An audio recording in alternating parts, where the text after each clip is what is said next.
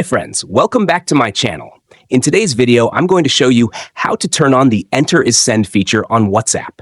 If you're new here, don't forget to subscribe and give this video a thumbs up. Now, let's dive in. Step 1. First, unlock your Nothing phone and open the WhatsApp application. Once inside, you'll see the main screen with your Chats menu. Step 2. Now look at the top right of your screen where you'll find 3 vertical dots.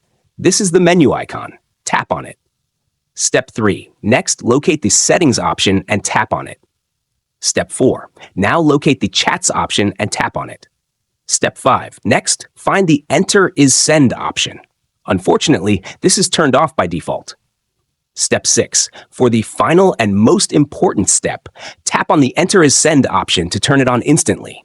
Now pressing Enter will send your message. If you found this tutorial helpful, don't forget to give it a thumbs up and subscribe to my channel for more great tips. Thanks for watching.